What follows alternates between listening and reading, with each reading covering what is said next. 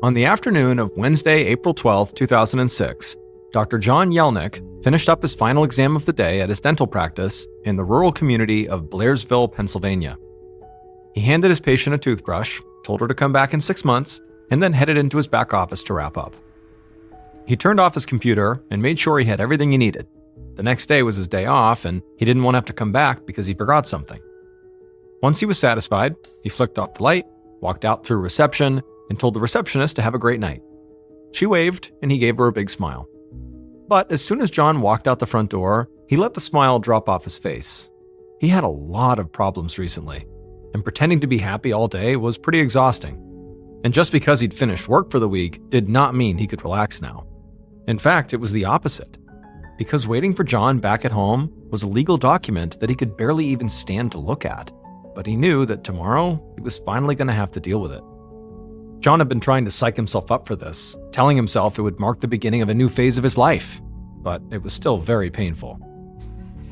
He got into his car, turned on the ignition, pulled out of the parking lot, and began making his way home. It was about a half-mile drive from the dental practice to his house. Blairsville was a tiny little borough, just like a town, not far from Pittsburgh, and it was mostly farmland, with rolling fields of corn and less than 3,500 residents. John had actually grown up here and then left at some point. But it had always been his lifelong dream to eventually come back home and raise a family here. When he graduated from dental school 13 years earlier, he could have set up shop in a big city and made a much higher salary right off the bat.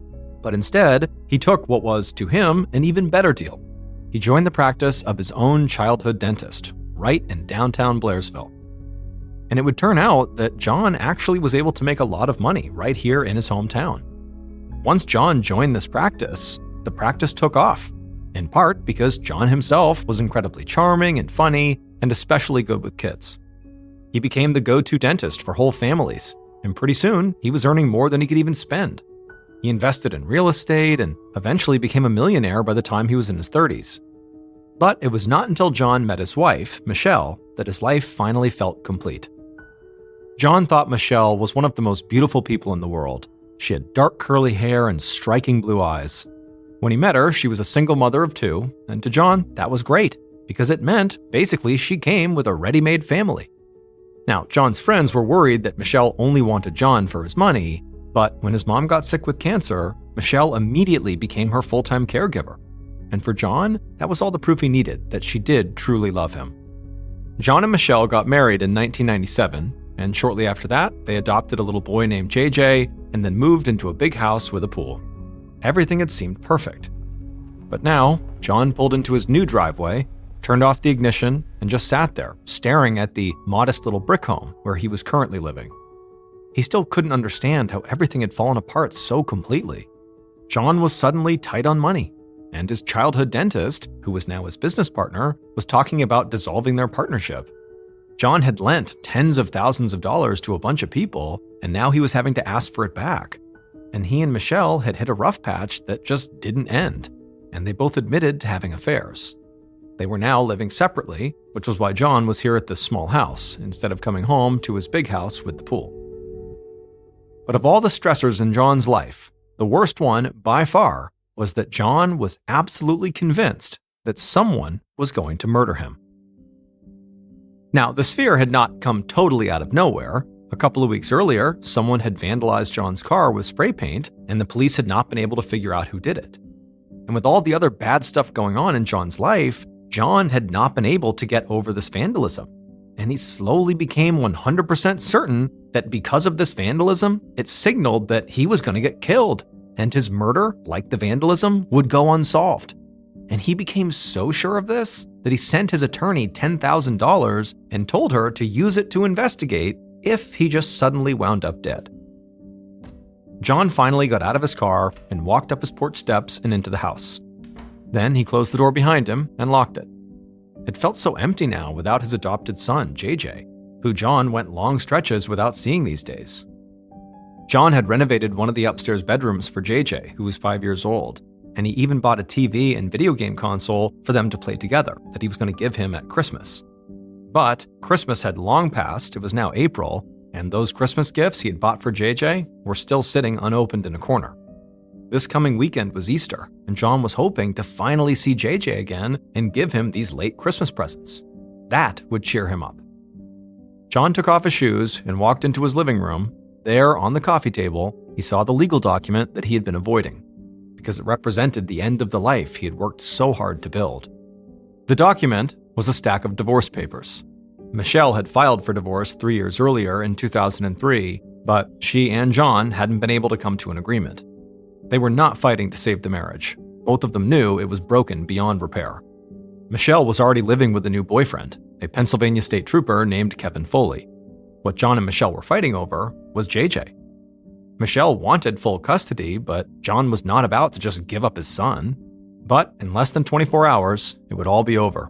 Their lawyers had finally settled on a shared custody agreement, and Michelle had signed it. Tomorrow, it would be John's turn. And the finality of it all was really starting to hit John. He sat down on the couch and turned on the TV, but he was feeling too restless to watch.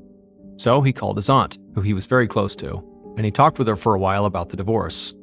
She tried to make him feel better, but there really wasn't much she could say that would do that. And then when he put the phone down, John just sort of felt like, you know what, I just have to find a way to get through tomorrow, no matter how bad it is. He knew what he should be doing right now is actually reading through the divorce papers one more time, but he was just too tired. So he just stretched out on the couch and fell asleep. And when his back door creaked open, he didn't even hear it.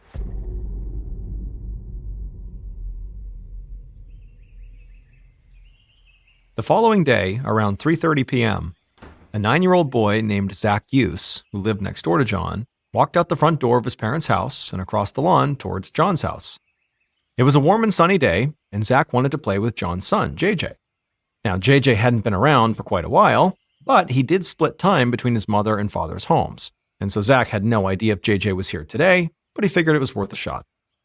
But before Zach even climbed up the front steps to John and JJ's house, he saw that something was wrong. There was broken glass all over the porch in front of the door. Zach paused for a second and scanned the porch, looking for where this glass came from, and he noticed the little glass panel to the left of the door had been shattered. When he squinted, he realized there were streaks of red liquid dried right underneath the broken panel and also in the glass itself. Suddenly, Zach's throat got tight and his pulse quickened, and he thought about running away. But he couldn't just leave his friend JJ and his dad if they were in some kind of trouble. So Zach slowly and nervously climbed up the steps to the door and tried the doorknob. But he found it was locked.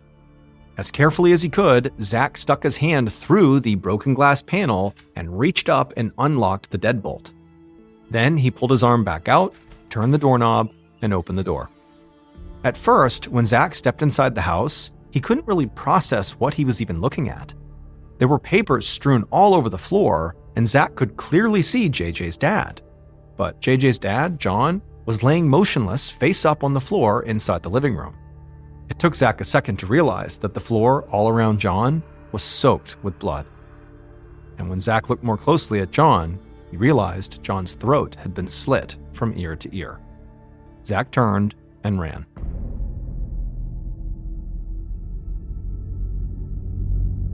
About 15 minutes later, Janelle Leidick of the Blairsville Borough Police Department was driving with her husband and 4 kids when she got a call from police dispatch. A 911 call had come in from a normally quiet residential street.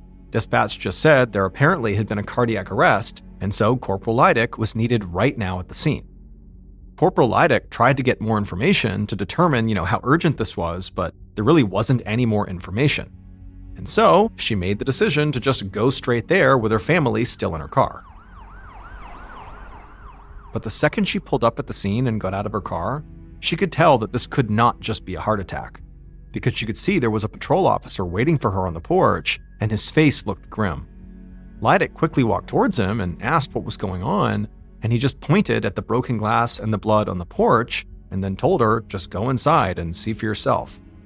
So Leidick, who was pretty apprehensive at this point, stepped inside the house, and she saw the foyer was splashed with blood all over the floor and the walls, and there, lying on the ground in the middle of the living room, was a horribly mutilated dead body. Right away, Leidick knew this had to be a murder, not only because the body was mutilated, but because she could clearly see numerous stab wounds all over the body. so many that there was no way this person could have self-inflicted. And even though Leidick had never handled a homicide case before, she knew immediately that what she needed right now was backup. Because dispatch had somehow recorded this 911 call as a cardiac arrest, the police had not sent a full emergency response, and so Leidick and the patrol officer outside were the only people on the scene.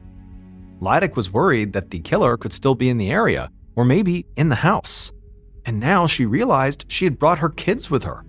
So she sent the patrol officer into the house to search it, while she went back outside to the front yard to stand between the murder scene and her family, guarding them with her gun.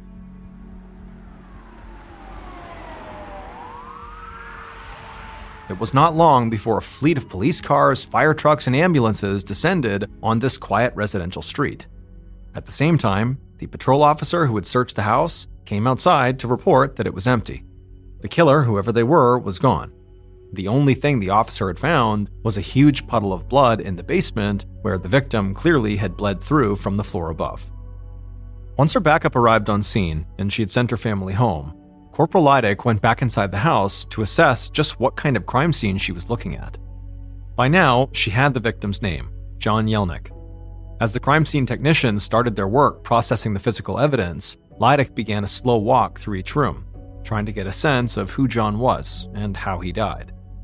John's body was close to the front door, but it was clear that the attack that preceded his death had been long and chaotic.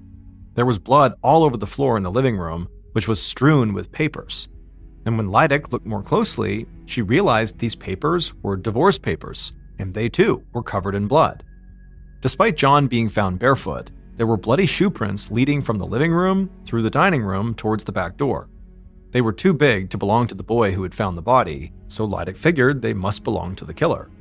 The crime scene technicians were already measuring the prints to determine the killer's shoe size. As Leidick continued to walk around, she didn't see anything that she thought could have been used as a murder weapon. She also didn't see any evidence of a robbery. The electronics that she could see were out in the open, so they weren't taken. No drawers or cabinets appeared to have been opened, and none of the closets looked like they had been rifled through. And so to Leidick, it really did not appear that this was a robbery. Not only because of what she was seeing in terms of things not being taken, but also, more specifically, just how gruesome the crime was. I mean, to stab someone over and over and over again and mutilate their bodies, that is personal. That's not just some robber who happened upon John in the process of the robbery.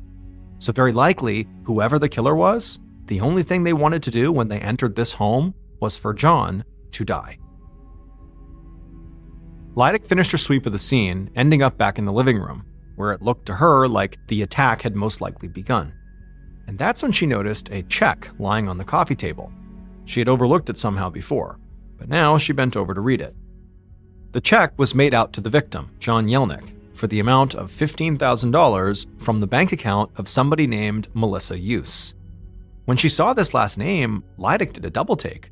Use was the last name of the boy, the neighbor, who had discovered the body. She wondered if Melissa Use was related to that boy. Attached to this check was also a note asking John to hold off for a few days before depositing it. And so at this point, Corporal Leidick had two good leads. The first lead was her victim clearly was in the middle of a divorce. And the second lead was someone, maybe his next door neighbor, whoever this Melissa Use person was, owed him a lot of money that apparently she could not quite afford to pay back just yet.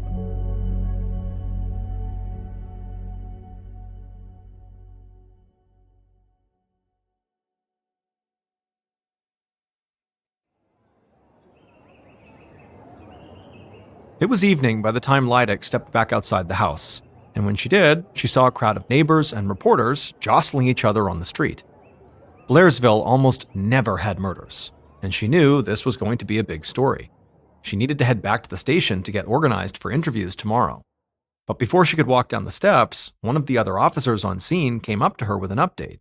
Police had fanned out to question the neighbors and see if they had heard anything, and they'd come back with two very interesting stories. The first account came from a woman who said that around 1:30 that morning, she had heard a scream. It woke her up, and she had run to check on her kids, but her kids had been fine, so she had just gone back to bed, thinking she was just being jumpy. The second account came from another neighbor who had heard something a bit more specific. Right around the same time that first neighbor had heard the scream, or maybe a little bit after that, this neighbor heard a man yelling in what sounded like a heated argument. The neighbor couldn't make out everything the man said, but they definitely heard one sentence very clearly, and that was, "I'll never loan you money again." Instantly, Leidick thought of the $15,000 check on the coffee table. The officer had one more important piece of information for Leidick. In addition to these witness statements, a lot of John's neighbors had told the police that there was one family on the block that detectives should really look into. And that was the Use family. The Use boy, Zach, was the one who found the body. And it was his mother, Melissa Use, whose name was on that check. And there was one more member of the Use family, and that was Melissa's husband, Tom. Tom was in the Navy, and he was away a lot, but over the last 24 hours, he had been home, so he was here when John was killed. Critically, the neighbors told the cops that there were rumors that Melissa Use and John Yelnick were having an affair. And so when Leidick heard this, she knew exactly where her investigation was going to start. The following day, April 14th, Leidick had Melissa and Tom Use brought down to the station and put in an interview room for questioning. At this point, so early in the investigation, Leidick was casting a very wide net. She had never done a murder case before, but she was methodical by nature and liked to do everything slowly and thoroughly. She even talked slowly in a kind of monotone voice, and she didn't like it when anyone tried to rush her. So her plan was to go pretty hard at Melissa and Tom Use because of that $15,000 check, the rumors of the affair, and the witness account of a fight about loaned money on the night of the murder. But Leidick was also very interested in John's soon-to-be ex-wife, Michelle. The night before, Leidick had sent a police officer to tell Michelle that her husband was dead. But when the officer got to Michelle's house, he found that she somehow already knew, although she said she had heard that John died of a heart attack. The officer had broken the news to Michelle and her boyfriend Kevin Foley, who was there, that no, John had actually been murdered. And when he told them that, Michelle had seemed, or at least acted, genuinely shocked. Corporal Leidick actually knew Michelle's boyfriend Kevin Foley personally, because he was a state police trooper, they had worked together, and at one point she had quite literally trusted him with her life. But in a murder case, the divorcing spouse and their new partner are always suspects number 1 and 2, and Leidick knew that. However, before she began grilling Kevin or Michelle with some hard questions, she decided she would first eliminate all other suspects. She also wanted to get the results of the autopsy, which was being conducted that day. Basically, she wanted to be really thorough before she went in on Kevin and Michelle. So now, Leidick walked into the interview room where John's neighbors, Melissa and Tom Use, were waiting side by side at a table. Leidick sat down and began very bluntly by asking what was the deal with that $15,000 check Melissa had written to John. Melissa answered in a very shaky voice. She explained that she and John had been friends since 9th grade and she was planning to open up a new bakery in town. And John had loaned her the $15,000 to help her out, but then sort of out of nowhere, he had asked for the money back. Melissa said she had been very disappointed, but at the same time, she knew John was in the middle of a long and probably quite expensive divorce, so she understood. She'd only had $14,000 in her account when she wrote that check, and so she had said that's why she'd left that note for John, asking him not to cash it for a few days while she got the last $1,000 together. Leidick watched Melissa closely as she gave her statement, and she decided that if Melissa was lying, she was doing a very convincing job of it. She sounded genuinely distraught over John's death, and like the money really didn't matter given the context. But for Leidick, the obvious warmth that Melissa felt for John raised another, more sensitive question. And in her typically blunt way, Leidick didn't dance around it, even though Melissa was sitting there right next to her husband, Tom. Leidick looked right at Melissa and said, "Were you having an affair with John?" Melissa instantly went red and said no. She said they were close friends, but nothing more. Leidick turned to Melissa's husband, Tom. He looked very uncomfortable, but Leidick didn't care. She asked him the same thing. Is Melissa having an affair with John? For a second, Tom didn't say anything, and Leidick wasn't really sure what to expect. This kind of question could be so offensive to some people or just plain hurtful. But when Tom spoke, he didn't sound angry or upset. He refused to answer Leidick directly and instead just kept repeating over and over again that he really needed to leave to go take care of the kids. And that persisted basically for the rest of their interview. He just didn't answer her question. And so by the time Leidick just wrapped it up and told Melissa and Tom Hughes they could go, Tom had firmly established himself, at least in Leidick's mind, as a clear person of interest.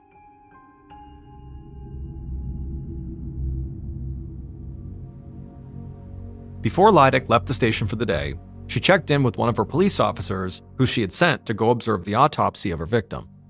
The officer told her that the forensic pathologist had determined that the killer had used a one-sided blade to repeatedly slash John during a fight that must have been at least a few minutes long. John had clear defensive wounds on his hands as well as cuts on his back, which suggested he'd tried to run away. And in addition to the knife wounds, his jugular had also been cut by glass. It was an absolutely brutal way to kill someone. Everyone that Leidick and her officers had spoken to had described John Yelnick in glowing terms. He was a simple guy who loved classic movies and old music and liked to dance the polka even though he was terrible at it. At his dental practice, his favorite patients were the kids, who he could always make laugh. He was a devoted dad who loved going to his stepson's hockey games. It just didn't square with the violence described in the autopsy report. Somebody had hated him enough to basically hack him to death in a wild frenzy. Corporal Leidick felt like she had one very good suspect in Tom Hughes. I mean, he had acted very suspicious in the interview, and because he didn't answer the question about the affair, maybe he thought his wife was having an affair with John, and that's why he attacked John. However, because Leidick had never done a homicide investigation before, she was very weary of not focusing too hard on one lead or one suspect. She wanted to keep her mind open and make sure she didn't miss anything. Also, she wanted to appear capable in front of her superiors and show them that she was running down every possible lead. And this brought up another concern that Leidick had, and that was she didn't want to share her investigation with any other police agency. The officer who had gone to the autopsy had come back with John Yelnick's fingernail clippings, blood samples, and tissue samples, which Leidick was supposed to send to a state police lab for DNA testing. But now that Leidick had them, she didn't want to give them to anybody else. And Leidick was a pretty stubborn person. So, to keep her investigatory options open, and to guarantee that she knew every single thing going on with her evidence, she decided not to send the samples to the state police lab. Instead, she put them in the department refrigerator and went home. The following day was April 15th, 2 days after John Yelnick was murdered. And Corporal Leidick had decided to start her day at John's dental practice, speaking to his colleagues. She had already had her officers canvass John's neighborhood. That's how she'd gotten the witness statement about the fight over a loan, and also she had heard about the rumors centered on the Hughes family. Now she wanted to know how other people in John's life viewed him. And as soon as she arrived at John's office, she was glad she had come, because the dental hygienists and the receptionist had a lot to say about John's soon-to-be ex-wife, Michelle Yelnick. This was because during the long, awful, drawn-out fight John and Michelle had over their divorce, Michelle had at some point lodged allegations against John that he abused their adopted son JJ. Even Michelle's own family hadn't believed her, and officials had declined to press charges. But at one point during the back and forth, Michelle had also accused John of violating a stay-away order, and police had come and arrested him at work. John's colleagues thought Michelle was a total nightmare. She called the office all the time to demand money, and John often caved and gave it to her. In fact, one of the hygienists told Corporal Leidick that Michelle had called just a few days before the murder. However, this time, John had refused to speak to her. This detail caught Leidick's ear. A lot of John's friends had described Michelle as money-hungry. They said it was Michelle who wanted the huge house and the pool, and that John really never felt comfortable living in such a nice place. He still drove an old car with 100,000 miles on it. It was like when he got rich, he didn't know how to act rich. But Michelle definitely did, and John's friends and colleagues said that was a big part of what ultimately drove the couple apart. Now, Leidick did not believe Michelle was physically capable of murdering John the way he was killed. I mean, clearly, John was overpowered and brutalized. However, she did have enough money to potentially hire someone to do it for her. And adding more credibility to that theory, Leidick's team had just pulled the paperwork on John's life insurance policy, and they discovered that it listed Michelle as the beneficiary. And with his death, she stood to inherit more than $1 million. The dental hygienists and the receptionist at John's practice didn't know of any other money disputes John was having. and they said he got on well with his business partner, regardless of any conversations they might have had about, splitting up their practice. Their suspicions were aimed squarely at Michelle. And now, so were Corporal Leidick's. She was not ready to write off Tom Use. He was clearly a main suspect. But it sort of felt like she now had two major suspects, Tom and Michelle. As Leidick left the dental office, she thought about how she was going to approach Michelle. Given the sensitivity of the fact that Michelle was dating a cop, Leidick did not want to make her move too soon, without enough ammunition. After all, this was the biggest case she had ever worked. Reporters were calling her constantly, everybody was asking her about it, and so the last thing she wanted to do was act prematurely and screw this thing up.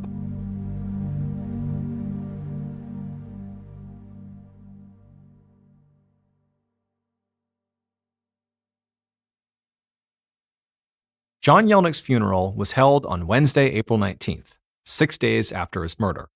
And Corporal Leidick knew that his friends and family were already beginning to get antsy about why this investigation seemed to be moving so slowly.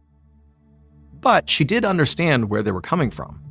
After all, John himself had been convinced he was about to be murdered and that the case would never be solved, and he was very vocal about it, and so Leidick could see that it was starting to look to the people that loved him like his prediction was coming true. But Leidick also felt like John's friends and family simply didn't understand. Leidick was being careful, not just slow. She was a perfectionist, and she wanted to do the investigation her way. Without any departmental guidance on how to actually work a homicide, she had developed a method of her own. She knew that some homicide detectives like to start their investigations with the people closest to their victim, but Leidick was going to focus on the outside edges of the case and work her way in. She felt like this was the most methodical approach. So, for the next several months, Leidick did that and took her time. The crime scene unit had not turned up any matchable DNA or fingerprints at the scene, and the bloody footprints they found didn't belong to any of Leidick's suspects. Leidick still had not turned in the evidence she had stored in the Blairsville refrigerator, so for now, she was relying on interviews. Leidick ran down every single tip and rumor she found, systematically ruling things out one by one. She had heard talk that John's partner in the dental practice wanted to stop working together, so she questioned him, but quickly ruled him out. Just like the hygienist and the receptionist at the practice had said, the men were close friends with no bad blood. They just maybe didn't want to work together. Leidick had heard lots of talk about how generous John was, so she tracked down every single person she could who John had lent money to. One of those people was John's cousin, Tracy Jacobs. Tracy had borrowed $20,000 to start a lawn care business, and so Leidick brought Tracy down to the station to take a lie detector test. But Tracy passed. And as spring became summer, that was just how it went. Leidick brought one person after another down to the station, made them take lie detector tests, and then scratched them off her list. As she did this, she kept tabs on her two best suspects, Tom Use and Michelle Yelnick, but she made no move to arrest either one. Sometimes the complaints from the public and from John Yelnick's family about her failure to solve the case quickly did get to her, but she felt like she was doing the best job she could. She was doing this maybe a little bit unorthodox, but she felt like she was on the right path. That was until Melissa Use hired a pair of psychics.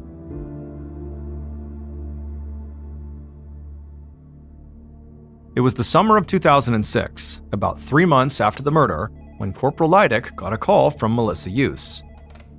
Leidick had been surprised to hear from Melissa, and even more surprised when Melissa told her she wanted to meet at John's house.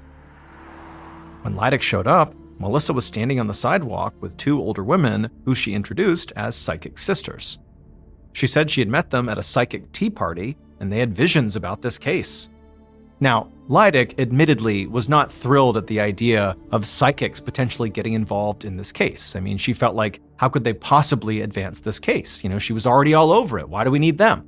But she also knew that John's family was getting really edgy, and apparently they had given Melissa permission to bring these psychics into John's house and look around, and so if Leidick wanted more time to work on this case, she just needed to placate them. And so if that meant working with psychics contacted by one of the suspects' wives, then that was what Leidick was going to do. So Leidick trailed Melissa Use and the psychic sisters, tried not to roll her eyes, as the sisters began walking through John's yard. First, the sisters said they felt some hot and also cold patches on the property. When they walked up the stairs and went inside, they looked around the house, which had not been cleaned out after the murder, and said they thought the killing happened in the dining room area, which was still spattered with blood. The psychic said they saw a knife and stab wounds and a bloody footprint, and then they said the killer drove a black or red car and that the killer was not Melissa Yuce's husband, Tom. Melissa looked visibly excited by everything the psychics were saying, but Leidick thought it was totally ridiculous. The blood inside the house made it pretty obvious where the killing had happened, and the huge police investigation that followed had been all over the news. And so the things they were pointing out about, what could have happened in the house were sort of public knowledge. And then the fact that these psychics, who remember, Melissa herself has brought here, like she's commissioned these psychics, are now exonerating Melissa's husband, was just not very convincing. And so as the group walked out of the house, the only thing Leidick thought these psychics had been good for was taking some of the pressure off her slow but steady investigation. She knew that by this point, John Yelnick's family had lost faith in her. But she still had one more thing she wanted to try. She just needed to wait for the right time. And 10 months after the murder, in February of 2007, Corporal Leidick got her chance. John's cousins made an impassioned plea to the Pennsylvania Attorney General's office to take over the investigation from Corporal Leidick. Leidick's cooperation with the psychics had bought her a little bit of goodwill and time with the families, but ultimately, both John's family and Melissa Yuce had gotten more and more agitated by Leidick's slow pace. They began to feel like the psychics had given them as much information as Leidick had. And the Attorney General agreed. Not enough progress was being made. This meant that Leidick was losing her case. And on one hand, this was exactly the thing that she'd been most worried about, that some bigger agency would come in and take over her investigation.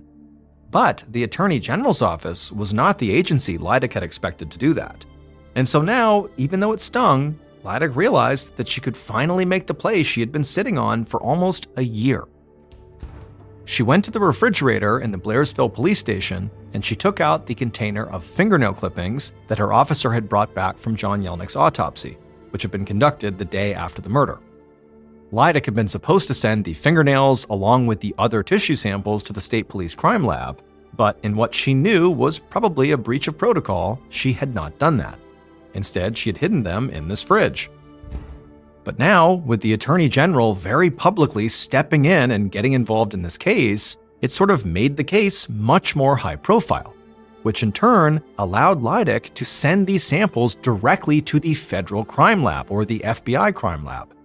Normally, the FBI would just not take samples for a small-town murder case, which is what this was all the way up until this point. But again, the case was not that anymore. The Attorney General stepping in and taking over had elevated this case, giving Leidick access to the FBI Crime Lab. So she repackaged the fingernail clippings and sent them off to the FBI and waited. The day that the results came in, Leidick was very nervous. There was a chance that she was about to look very stupid for sitting on this evidence for as long as she had. But as she sat at her computer and opened up the email with the DNA results, when she read what was on the screen, her eyes went wide. She almost couldn't believe what she was looking at, because her strategy of slow playing the investigation had totally paid off.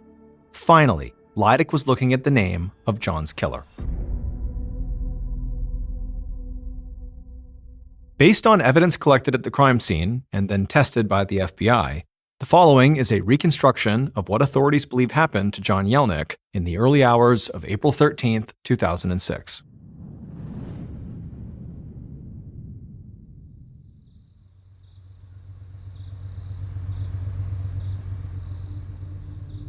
The killer drove through Blairsville in their red car sometime after 12:15 a.m. A little after 12:30 a.m., they drove down a quiet residential street and pulled up to a modest little brick home, and then cut their lights. They climbed out of their car and looked around to make sure nobody was watching, but the neighborhood was dark. As quietly as they could, they crept around to the back of the house and slipped inside, going through an unlocked back door. They walked through the kitchen, then the dining room, and into the living room, where they found John asleep on the couch. The killer gripped a single-edged knife in their fist, and they raised it in the air and then brought it down on John. Instantly, John woke up screaming these horrible high-pitched screams. He put his hands up to protect himself and clawed at the killer, getting their skin under his fingernails. but the killer kept slashing and cutting at John's hands, so John rolled off the couch, desperate to get away. As John stumbled in the dark, the killer chased after him, and at some point they began to wrestle, knocking the divorce papers on the coffee table onto the floor, where John's blood splashed all over them as he flailed his wounded arms. John finally broke away and ran for the front door, but the killer was close behind, still slashing at John's back. John made it out of the living room and into the foyer, and he was reaching for the front door when the killer shoved him. John's head broke through the glass, and he made a strangled sound as the broken shards severed his jugular. The killer yanked John back into the house, wary of waking up the neighbors. By now, John was already clearly dying, but the killer decided they couldn't leave anything to chance. And so, with one brutal motion, they slashed their knife all the way across John's throat. The killer let John slump to the ground, and then they watched until John went still. Then the killer turned and left the home.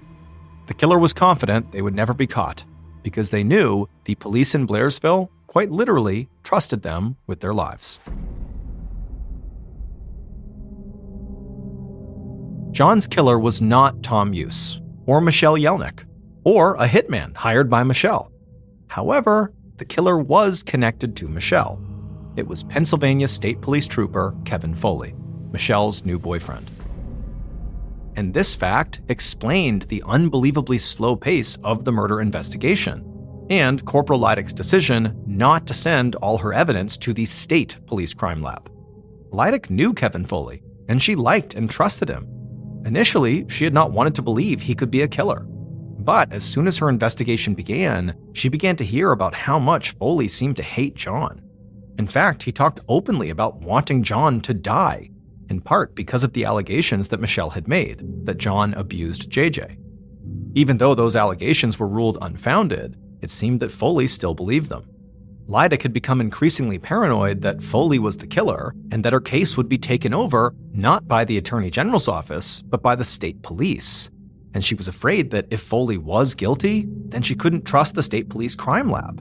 And so to keep complete control over her investigation, she had opted to keep all those samples from the autopsy, including the fingernails, even though she knew they likely contained the DNA of John's killer.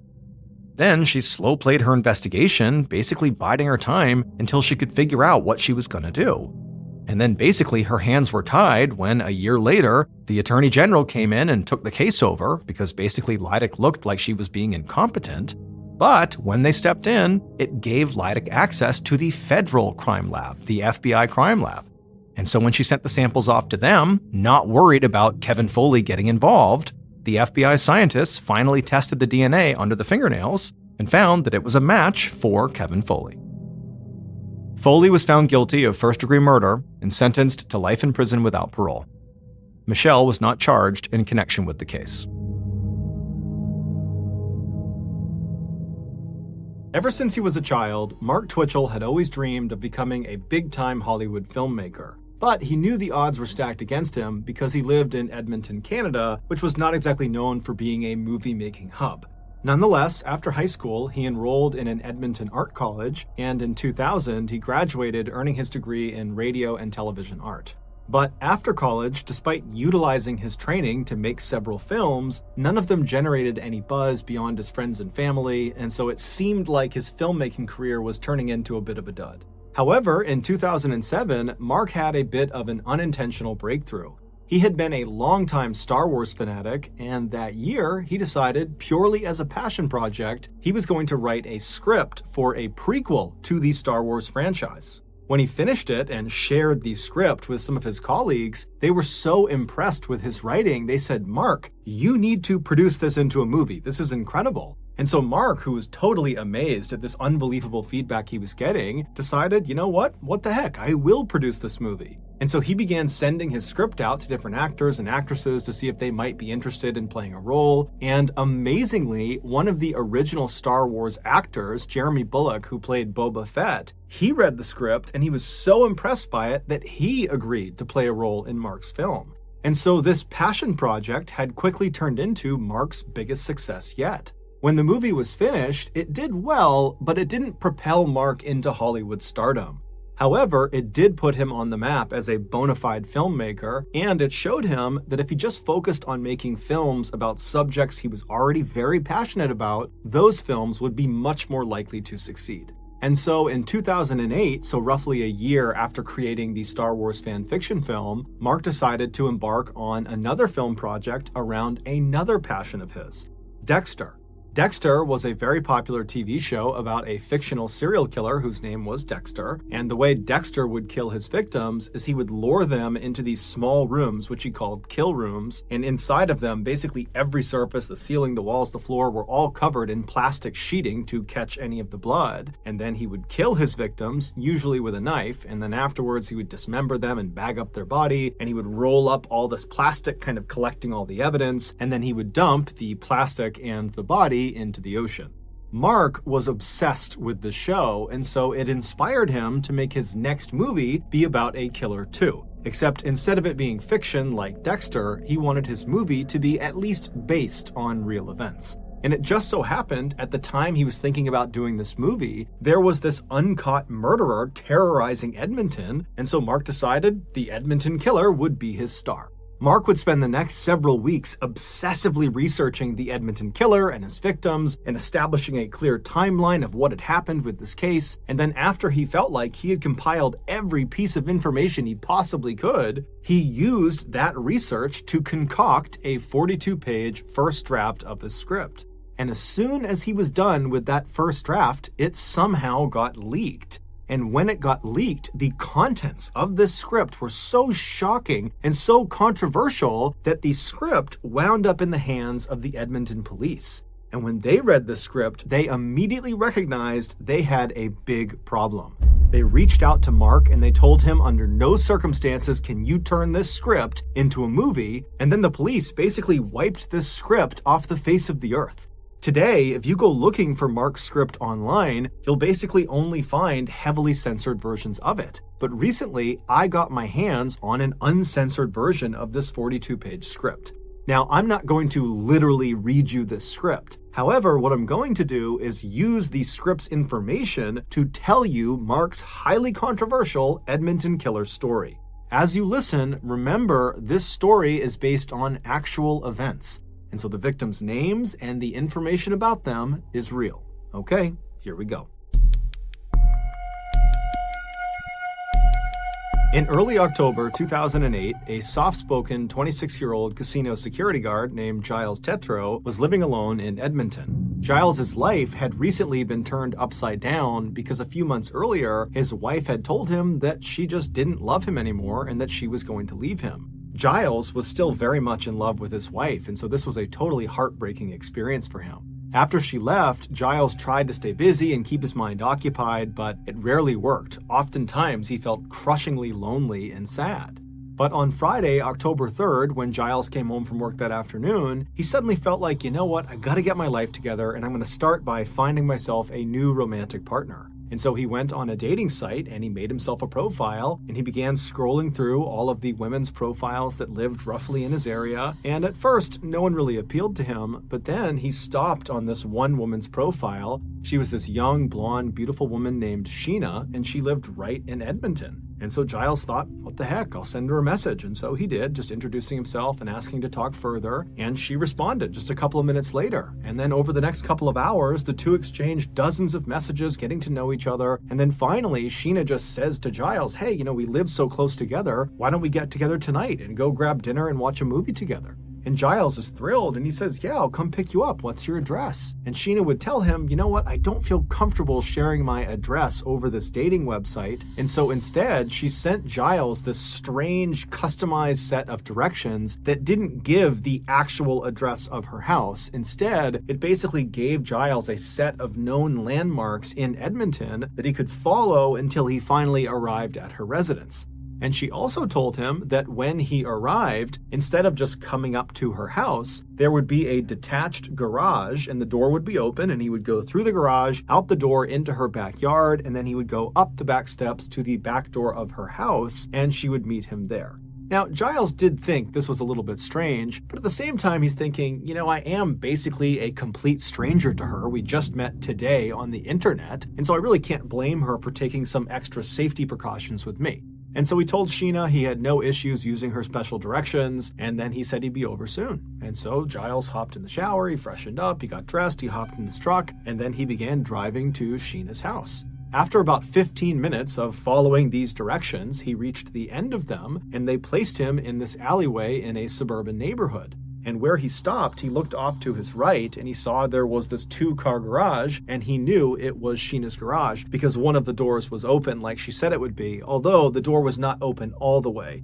It was open enough to where he would have to duck to get into the garage, but either way, he knew it was her garage. And so he turns off his truck and he gets out and he tries to look up at Sheena's house behind the garage to see if maybe he can see her looking out the back door. But the detached garage that was right up against the street was kind of blocking his view. And so he thought, okay, whatever, I'll just go in and make my way up to the back steps. And so he walks over to this 2-car garage and he goes to the open side. He ducks down and he goes underneath and he stands up inside of the garage. Now, it was dark inside of the garage. There was no light on, but there was enough light spilling in from the opening of the garage door that he could see there was really nothing in the garage. However, virtually every surface, the walls, the ceiling, the floor, was covered in plastic sheeting. Now, he had no idea what this plastic sheeting was for, and he really didn't care. He just kept walking across the garage towards the door that would lead into Sheena's backyard. And when he reached that door, he reached down to the door handle and he was about to turn it when he felt a blinding pain in the back of his neck. He whipped around, and even though it was dark inside of this garage, he could clearly see this huge man in a black and gold hockey mask standing right in front of him, holding a stun baton. Giles tries to run past him to try to get out of the garage, but the man grabs him and then takes his stun baton and drives it into Giles' stomach, and he pulls the trigger. And immediately, Giles feels this coursing pain in his torso, and he falls to the ground, and then this man in the mask releases the trigger, and Giles tries to scramble up to his feet to try to run out of the garage. But as soon as Giles turns around, he stops where he is because he sees this huge guy in the mask is standing between him and this open garage door, and he's now holding a gun in his hand and he's aiming it right at Giles. And so Giles freezes. He has no idea what's going on, and this man who's got this mask on barks at Giles to get on the ground and put your face on the ground. And so Giles at this point is thinking, I'm going to get killed in here. I have nothing I can do. I'm completely defenseless here. And so he just does what he's told. And he lies down on the plastic sheeting and he's totally terrified. And this man walks over and he puts a piece of duct tape over Giles's eyes. And so as he's laying there blind and terrified, Giles becomes very emotional. He suddenly longs for his ex-wife and for his family and his friends. He wishes he could see them just one more time, and he knows he's not going to. Then as he's laying there, he's coming to the stark realization that he didn't tell anyone where he was going. And so if this masked maniac does kill him, who's going to find his body? Will his family and friends ever know what happened to him? So as he's laying there thinking of these horrible thoughts, he hears his attacker, who's several feet behind him, start fiddling with what sounds like chains or handcuffs. And Giles thinks to himself, if I get chained up in here, I really am done. And so he has this sudden surge of adrenaline where he thinks to himself, I'm going to get killed in here. I know it. I'm going to get killed. But if I'm going to die, I'm going to die on my terms. And so Giles takes a deep breath and then jumps to his feet, rips the tape off of his eyes. He turns around and he faces his attacker and he says, I'm not going to do this. I'm not going to go out this way. And the attacker is totally surprised, but he just begins to raise his gun at Giles to shoot him. And Giles lunges forward and he grabs the barrel of the gun and he pushes it away from him. And as soon as he does that, Giles realizes something. The gun is made of plastic. It's fake. And so Giles is suddenly so confident, he grabs the arms of his attacker and he tries to kick the guy in the legs, but the attacker is so much bigger and stronger than Giles that he just headbutts Giles. Giles goes flying to the ground and his attacker jumps on top of him and begins punching him and slamming his skull into the ground. But Giles is so high on adrenaline, he can't feel any of the blows. All he's trying to do this whole time as he's getting pummeled is just find a way to stand up and run out of this garage. Just get out, escape. And amazingly, against all odds, he does manage in between blows to wriggle his way out of the attacker's grasp. But as he begins to run towards that opening in the garage door, the attacker grabs him by the jacket. And so Giles twists himself and he actually comes out of the jacket. And then he throws himself onto the ground and he rolls out of the garage. And as soon as he is free, he suddenly can't stand up. The stun baton, he didn't feel it before, but it had sapped all of his strength, but the adrenaline had kind of overridden that feeling. But here he is outside and he suddenly can't stand up. And so he's trying to stand up, and then the attacker, who's still inside, dives down, reaches out from underneath the garage and grabs Giles by the ankle and begins trying to pull him back into the garage. And so Giles is kicking and screaming and punching, and he finally breaks free. And then he has another surge of adrenaline, and he stands up and just begins running down the alleyway. Doesn't even go to his car. He just starts running towards, hopefully, civilization. And he makes it a couple of houses before he collapses to the ground in this very busy walking trail. And so he's landed right in this intersection where he's hoping someone's going to be. He turns back and looks down the alleyway, and he sees his attacker, who's now on the road. He's got the mask still on his face, and he's charging up the road.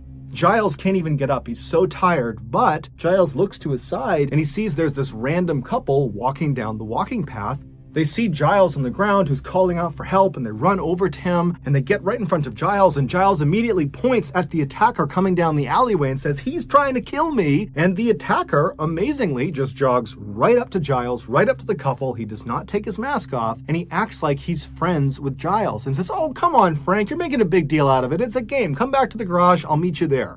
And then the attacker just turns around and walks back down the alleyway back towards his garage. And so Giles turns and looks up at the couple, who are totally freaked out by this whole situation. They don't know if this is some weird setup that they're going to get robbed or something. They don't know if this is a hoax. And so they say, "Hey, you're on your own, pal." And they turn and they leave. And so Giles is left in the middle of this intersection. The only people that could have helped him are now gone. And so he rolls over and just looks down the alleyway in the direction of the garage. And he can actually see his attacker pacing back and forth inside of the garage because that door is partially open. And so Giles doesn't know what to do. He has to get to his truck to get out of here. And so he just sits there for a couple of seconds, just watching the attacker, making sure he's staying inside of the garage. And then finally, he just took a deep breath. He pulled himself up and he stumbled down the alleyway. He got in his truck, fired it up, and he peeled out of there. When Giles got home, he was obviously traumatized from this horrible thing that had just happened to him, but he also felt embarrassed and kind of ashamed that he had clearly just gotten catfished by the psycho in the garage. Obviously, Sheena, the woman he supposedly was talking to, was not real. It was that guy in the garage that had attacked him, but he didn't really understand why it had happened. He had no idea why anyone would target him, and so the whole situation was just such a mess. He decided, you know what, I'm not going to tell anyone. He didn't report it to the police, he didn't tell his friends, he didn't tell his family, he just decided he was going to move on and forget about it. A week later, on October 8th, another Edmonton man, 38-year-old Johnny Altinger, was perusing the dating website that Giles had been using. Johnny made a living doing quality control for an oil and gas company, but he hated that job. He much preferred to spend his time tinkering with his computers or his prized motorcycle. Johnny had lots of very close friends, but romance was always something that had eluded him. So that afternoon, Johnny, like Giles, was on this dating website to potentially find a romantic partner. And so as he was scrolling through all of these different women's profiles that lived roughly in his area, he wasn't interested in any of them until he stopped on this one profile of this beautiful young blonde woman named Jen, who lived right in Edmonton. And so Johnny was interested. He sent her a message, and very quickly she wrote back, and before long the two are chumming it up, and then eventually they actually agree to get together that night for dinner and a movie. But when Johnny asked Jen for her address, she would tell him that she's a paranoid person and she doesn't want to give him her actual address over this website, and so instead she gave him a set of very strange directions that relied on local landmarks in Edmonton to guide him into her residence. And she would tell Johnny, when you get here, go through the garage, the door will be open, go out the back door, go into the backyard, make your way up to the back of the house, and I will meet you at the back door. And so Johnny definitely thought these directions were very strange, but he was really eager to meet up with Jen, and so he really didn't care. And so he told Jen it was no big deal, he'd happily follow her directions, and then he hopped in the shower and he got himself together, and then before he left to go to Jen's house, he forwarded Jen's email that included her very strange directions. He sent those directions to one of his very close friends, and he kind of jokingly included a message that was like, "Hey, if I go missing tonight, this is where I'm going." And then Johnny hopped in his car and he left. The directions brought Johnny to the same garage in the same alleyway that Giles had been to a week earlier. And when Johnny came to a stop in front of Jen's 2-car garage with one of the doors partially open, he saw there were lights still on inside of the garage, and he saw someone walking around inside. And so Johnny looked at his watch and he realized he was maybe 15 or 20 minutes too early. And so he parks his car and he's thinking, okay, Jen might be inside of this garage and I'm early, but maybe I'll just walk over and say hi to her. I'm sure she wouldn't mind. And so Johnny turns off his car, he gets out, and he starts walking over to this half-open garage door. And as he gets closer and closer, the lights in the garage go off. And so Johnny stops and he's thinking, why are the lights off? Did she hear me? Does she not want me to come in? What's going on? But he's thinking, okay, well, I should definitely go over and say something. And so he walks over to this open garage door and he bends down and he looks inside and it's totally dark. And he just says, hello? And there's a pause, and then the lights come on, and Johnny suddenly sees this garage that's basically devoid of anything, minus a table off to the side, and every surface is covered in plastic sheeting. The floors, the walls, the ceiling, everything. And in the back of the garage is not Jen. Instead, it's this man he doesn't recognize. And so Johnny's looking at this man, and this man is looking over at Johnny, and finally the man speaks and says, hi, I'm Harry. I'm a designer. I rent this garage out from Jen, and I just talked to Jen, and you're meeting up with her tonight, right? You're meeting up with Jen? Yeah, she's running late, so I think she'll be back in about maybe 20 minutes, so can you come back in 20 minutes, come right back here, come to the garage, and I'll bring you up to the house, because I know you're meeting her up at the house, so 20 minutes. And so Johnny doesn't really know what to make of this. He figures, okay, I don't really know what Jen's arrangement is with this designer in this plastic-covered garage, but, whatever. And so Johnny says, okay, no problem. I'll come back in 20 minutes. And so Johnny turns around and he walks back to his car and he leaves and drives around for about 20 minutes. And then he comes back to the garage. And as soon as he parks, he notices right away the light in the garage is now off. So presumably Harry has actually left. And so he will not be available to walk Johnny up to the house to meet Jen. But Johnny was thinking, I don't really want to interact with Harry. He seems like a strange guy anyways. And so he counts this as a win. And so Johnny parks his car, he hops out, he walks over to the garage, he bends down and goes inside of the garage. He stands up and he walks across the plastic-lined floor to the door that's going to lead out into Jen's backyard. But before he reaches that door, something smashes into the back of his head. And immediately Johnny is horribly dazed and he instinctively throws his hands up to protect his head. And he begins spinning around trying to figure out who or what had just hit him. And as soon as he turns around, he sees in the shadows is the figure of none other than the man he saw before, Harry. And Harry is holding a big metal pipe. And immediately when Johnny sees him, he begins screaming, police, police, police. And Harry just winds up and wails on Johnny with this metal pipe. And Johnny's trying to turn around and get away from Harry, but Harry just keeps moving around him and beating him with this pipe until finally Johnny collapses on the ground, but he's not unconscious. And so Johnny is kind of shielding his head and he's looking up at Harry, who's now just standing over him. He's ceased his initial barrage. And Johnny begins pleading with Harry, I'll give you money, I'll give you anything, just please let me go. And so Harry smiles and he says, you promise you won't tell anyone if I let you go? But before Johnny could answer this, Harry winds up with his pipe and he brings it crashing down on Johnny's face. But amazingly, this does not knock Johnny unconscious. Instead, Johnny grabs the pipe after it hits him in the head and he holds onto it to prevent Harry from hitting him again. And so at this point, Harry is frustrated that Johnny is still putting up this huge fight. And so with one hand holding onto this pipe that Johnny has the other end of, Harry reaches down with his other hand and he unsheaths a hunting knife. And he holds the blade right in front of Johnny's face. And as soon as Johnny sees this knife, his eyes go wide and he lets go of the pipe and he begins to plead for his life. But Harry just smiles and continues to show him the blade. And then at some point, he grabs Johnny's shoulder, he pulls the knife back, and he plunges it into Johnny's stomach. Johnny howls out in pain and he curls over and he begins screaming for the police, screaming for someone to help him. And then finally, Harry pulls the knife out of his stomach and then plunges it into the side of Johnny's neck. And then Harry lets go of the knife and he stands up and he just watches Johnny as he bleeds out onto the plastic lining. As Harry watched Johnny die, he had this pang of regret. He thought to himself, why didn't I play more mind games with him before I killed him? I'll do that with the next one. After Johnny died, Harry would dismember and bag up Johnny's body, and then he would roll up all of the plastic from the walls and the ceiling. He'd gather that all up, and then a couple of days later, he would dump both Johnny's body parts and all of the plastic containing all of the evidence down a nearby sewer drain. At this point in the story, Mark's script just kind of comes to an abrupt end. We don't know what Harry did after getting rid of Johnny's body and the evidence because Mark just didn't write it. It was like he didn't finish the script.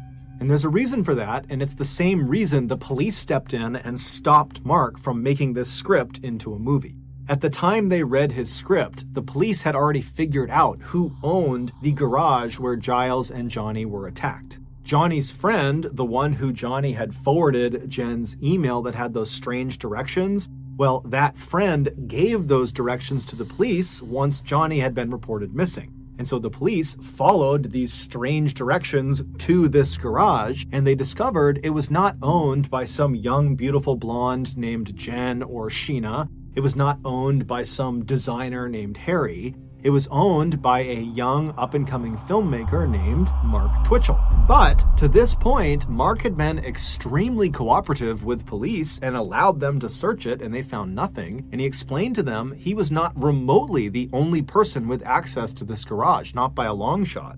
But when police searched Mark's laptop, they found a hidden document, and this document was his 42-page script. And when they read it, they saw there was a huge issue. Giles, the first victim of the Edmonton killer, had eventually gotten over his embarrassment and shame, and he went to the Edmonton police and he told them in detail what happened to him inside of that garage. But Giles was so scared he had not told anybody else what had happened. The only people who knew were himself and the Edmonton police. Yet somehow, in Mark's script, the account of what happened to Giles was exactly correct. Every little detail of what happened to Giles was encompassed inside of the script.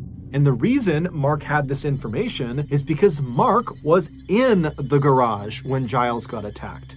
Because Mark was the Edmonton killer.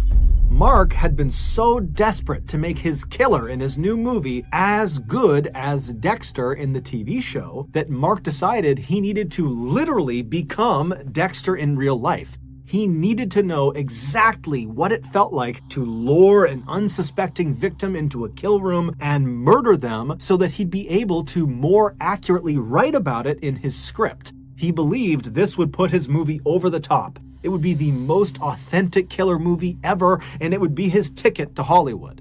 And so after Mark used a fake dating profile to trap and then attack Giles, after that experience, he wrote about it, and that became his script. And then when he did the same thing to Johnny and then actually successfully killed and disposed of him, he sat down and wrote about that experience too and tacked it onto the end of the Giles attack. He was literally living his movie and writing the script in real time. The title that Mark gave his script was SK Confessions, which stood for Serial Killer Confessions. And that's exactly what the script was. It was a real confession. And based on the way his script just kind of abruptly ends without any sort of conclusion, it seems fairly obvious that Mark was planning to kill more people and then incorporate those experiences into this script. Ultimately, though, the script that was found by police was used to convict Mark of murder, and he is currently serving life in prison.